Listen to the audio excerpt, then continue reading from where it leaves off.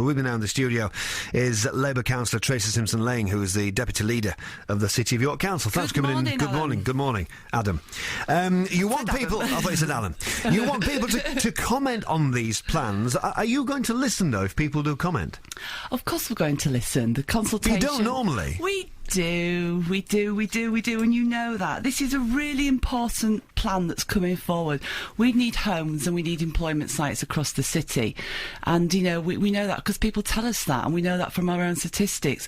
We've got lots more people living longer, we've got lots more people living alone in their own homes, and we need more homes for the future. But people who come to these things and say, yeah, this is all well and good, but I'm not happy about this, not happy about that, it's almost as if you take that on board, but then you go ahead and do it anyway. Well, there are certain criteria we have to fulfil. We have to put in a supply of land, and the plan is inspected by a government inspector at some point. And if they think we haven't put in enough supply of land, they will actually come back and impose sites. But what about people who complain? People yes, write petitions, don't they? We can get, you know, tens and tens of thousands of people who will put their signature to a petition, but you as an authority still go ahead and do it anyway. Well, if people read the whole plan and understand the background to it and what we have to provide, that will help them then if they have some problems with it. I mean, let's take the wind farms, for example. I know Julian Sturdy has made some concerns of his known about the wind farms. Now, the plan actually drawings have lots of wind farms all over the place. We are not going to have all those wind farms. The landowners who own that land said, we're actually quite willing to have a wind farm on our land be considered. And that's what the plan's about. You mentioned Julian Sturdy. He's a Conservative MP for York Outer. He is concerned. He's been quoted as saying, so far, I don't believe the council have been giving residents the all-important information they need, and I'm really disappointed with their efforts to date. And this you can couple up with residents in villages like Dunnington, about proposed travellers' pitches. They're not happy about that. You're not going to have an easy time with this, are you? Well, the paperwork is all available at the start of the consultation, which is today.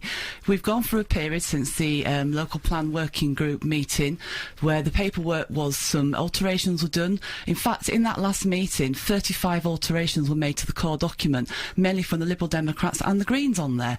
That, you know, it takes time sometimes to rewrite a few things, change things, get them printed so that they're all available. So from today, the core strategy documents will be available in hard copy, but all the other documents will be available online and in the libraries. So what sort of main points are in this York plan, and why are they in there? Why are they in there? Well, the government set out that all councils have to provide a local plan looking for a 15-year supply of land for housing and employment, and then a 15-year safeguarding policy, which means that land will be considered in the future.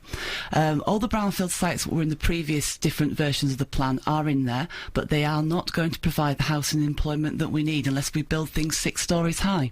It's all top-level planning at the moment, isn't it? Isn't it better for people to have their say when you get more specific detail, maybe possibly when planning applications go in? Well, the planning applications on some of these sites could be 15 years away.